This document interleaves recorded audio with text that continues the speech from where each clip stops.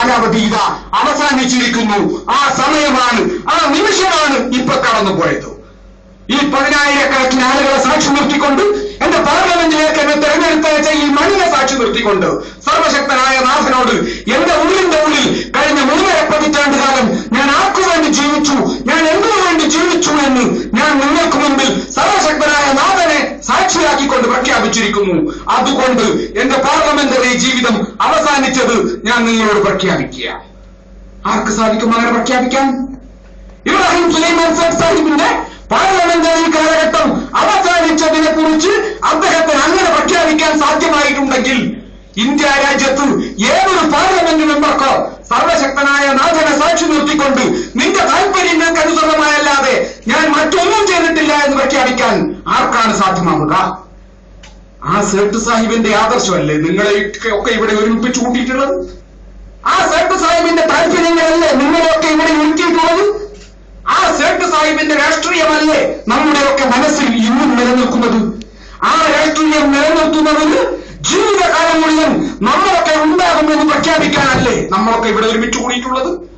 അതിനുവേണ്ടിയാണ് നിങ്ങളോട് സംസാരിക്കാൻ, നിങ്ങളെ കാണാൻ തമിഴ്നാട്ടിൽ നിന്ന് നിസാമുദ്ദീൻ സാഹിബ് ഉൾപ്പെടെയുള്ള ആളുകൾ ഇവിടെ എത്തിയിട്ടുള്ളത്.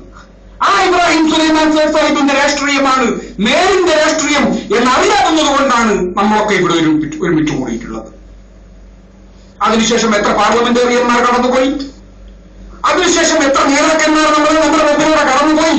നേരത്തെ ലത്തീഫ് സാഹിബും നിസാമുദ്ദീൻ സാഹിബും സൂചിപ്പിച്ചല്ലോ, ഇന്ത്യൻ യൂണിയൻ മുസ്ലിം ലീഗിന്റെ ദേശീയ അമരസ്ഥാനത്ത് ഇരുന്നിട്ടുള്ള ആളുകളാണ് ഹായിദ് മുഹമ്മദ് ഇസ്മായിൽ സാഹിബ്, ഖായിദുൽ ഖൗം സയ്യിദ് അബ്ദുറഹിമാൻ ബാഫഖി തങ്ങൾ, അതുപോലെ തന്നെ മെഹബൂബ് ഇബ്രാഹിം സുലൈമാൻ സാഹിബ്, ഗുലാം മുഹമ്മദ് ബനാത്തുവാല സാഹിബ്. അതിനുശേഷം നിലവിൽ വന്നിട്ടുള്ള ഇന്നത്തെ മുസ്ലിം ലീഗിന്റെ അധ്യക്ഷനെ കുറിച്ച് നിങ്ങൾക്ക് എന്തു പറയാനുണ്ട്? അദ്ദേഹത്തെ കുറിച്ച് നമുക്കറിയാം. ഓരോ സമൂഹവും അർഹതപ്പെട്ട നേതൃത്വത്തെയാണ് സർവശക്തൻ അവർക്ക് നൽകുക എന്ന് നമ്മളൊക്കെ പഠിച്ചിട്ടുണ്ട്. ഇന്ത്യയിലെ കേരളത്തിലെ മുസ്ലിം സമുദായം, കുഞ്ഞാലിക്കുട്ടി നേതൃത്വം നൽകുന്ന മുസ്ലിം സമുദായമുണ്ടല്ലോ, അതുപോലെ ഓരോരുത്തരുടെയും പ്രാദേശികമായ നേതൃത്വത്തെ കുറിച്ച് നമുക്കറിയാം. അവർ നേതൃത്വം നൽകുന്ന, അവർ നയിക്കുന്ന സമുദായമുണ്ടല്ലോ, ആ സമുദായത്തിൽ നേതൃത്വം നൽകാൻ അഹമ്മദല്ലാതെ മറ്റാരാ ഉണ്ടാവുക? അഹമ്മദല്ലാതെ മറ്റാർക്കാ സാധിക്കുക? മഹാനായ ഖായിദെ മില്ലത്ത് വരേണ്ടതുണ്ടോ? മെഹബൂബ് മില്ലത്ത് വരേണ്ടതുണ്ടോ? ഖായിദുൽ ഖൗം വരേണ്ടതുണ്ടോ? ഇല്ല, അവരൊന്നും വരേണ്ടതില്ല. പ്രാപ്തമായ നേതൃത്വത്തെ സർവശക്തനായ നാഥൻ അവർക്ക് കൊടുത്തിരിക്കുന്നു. ആ നേതൃത്വവും അവരും അതുകൊണ്ട് മുന്നോട്ട് പോവുക തന്നെയാണ്. അതേക്കുറിച്ച് നമ്മൾ ആരും ഒട്ടും ഭയപ്പെടേണ്ടതില്ല. അത് സർവശക്തനായ നാഥൻ അവർക്ക് കൊടുത്തിട്ടുള്ളത് തന്നെയാണ്.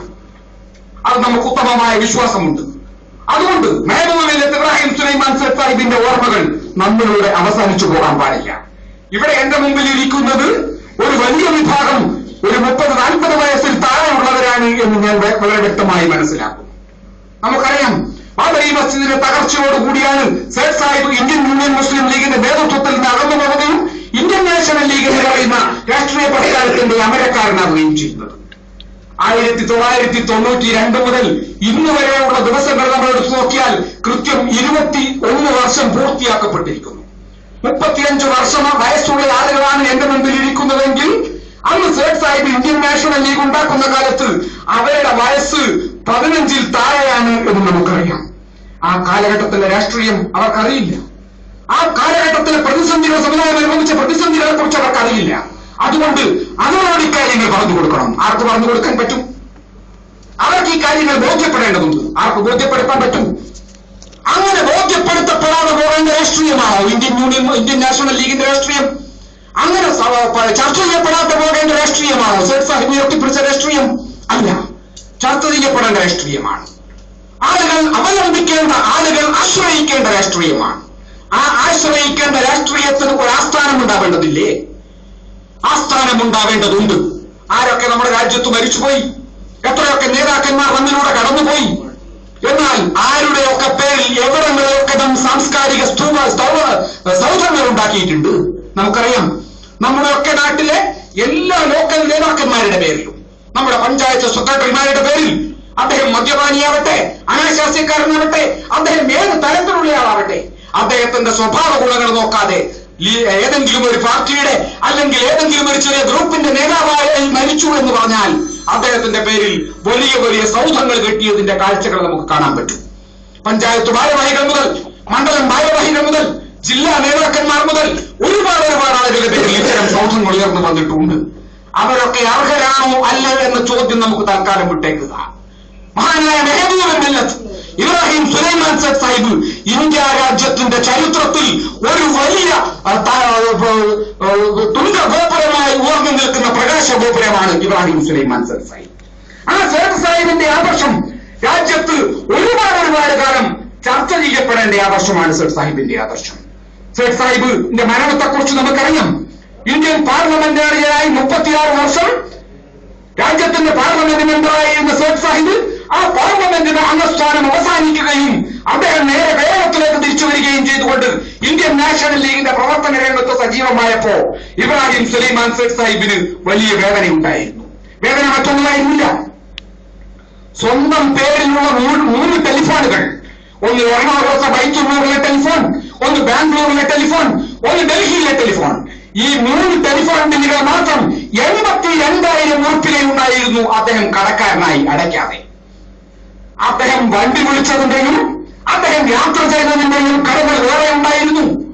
36 വർഷം പാർലമെന്റ് മെമ്പറായി ലക്ഷക്കണക്കിന് ഉറുപ്പിക കടക്കാരനായി മരിക്കേണ്ടി വരുമല്ലോ, പടച്ചറപ്പേ ഞാൻ എന്ന വേദന അദ്ദേഹത്തിനുണ്ടായിരുന്നു. ആ വേദന അദ്ദേഹം നിലനിർത്തിയില്ല. ആ വേദന അദ്ദേഹം അതുമായി മരിച്ചു പോയില്ല. അദ്ദേഹം എന്താ പറഞ്ഞത്? അദ്ദേഹം സ്വന്തം മക്കളെ അടുത്തേക്ക് വിളിച്ചുകൊണ്ട് പറഞ്ഞു, കഴിഞ്ഞ 5 പതിറ്റാണ്ട് കാലം 6 പതിറ്റാണ്ട് കാലം ഞാൻ നിങ്ങളുടെ പിതാവായി ജീവിച്ചു. ഈ ജീവിതകാലത്തിനിടയിൽ ഞാൻ ഈ രാജ്യത്തെ സമുദായത്തിന് നിങ്ങൾക്ക് വേണ്ടതുപോലെ തന്നെ അവർക്കും ചെയ്തു കൊടുത്തു. അതിനിടയിൽ എനിക്ക് വലിയ കടം വന്നിട്ടുണ്ട്. ആ കടം വീട്ടാൻ എനിക്ക് മറ്റു മാർഗങ്ങളില്ല.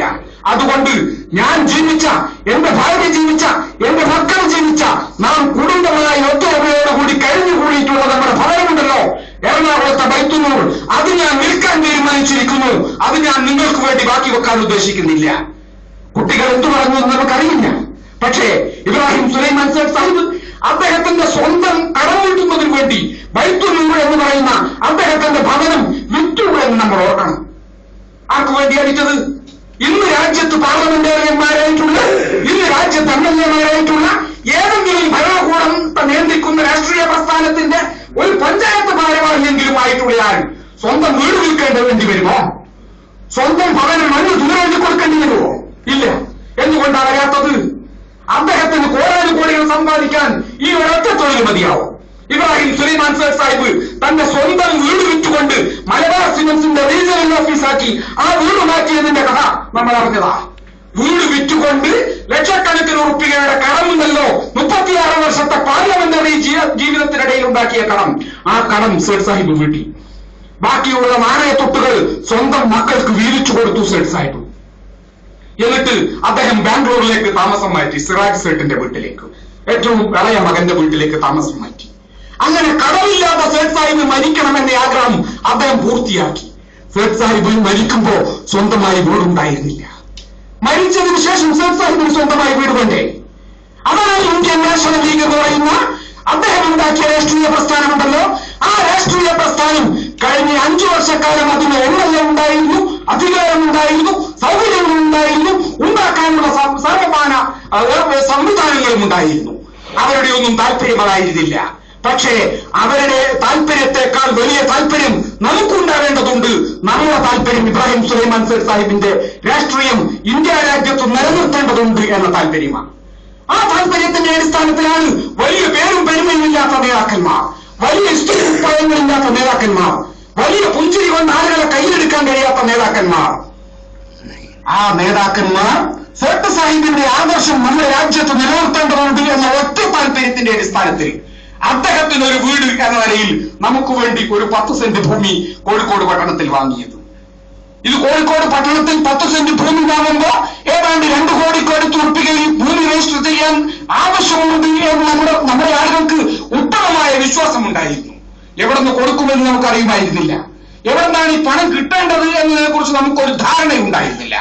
പക്ഷേ സേഠ് സാഹിബിന്റെ പേരിൽ ആരംഭിക്കേണ്ട ഒരു സൗധമുണ്ടല്ലോ, ആ സൗധത്തിന് 2 കോടിയല്ല 2000 കോടി വേണ്ടി വന്നാൽ അത് പിരിക്കാനുള്ള ഒരു തന്റേടം, ഒരു പിരിക്കാനുള്ള ആത്മവിശ്വാസം ഞങ്ങൾക്കുണ്ട് അതിനുവേണ്ടി മരിക്കാനും ഞങ്ങൾ തയ്യാറാണ് എന്ന് തന്നെയാണ് അതിന്റെ സംസ്ഥാന ഭാരവാഹികൾ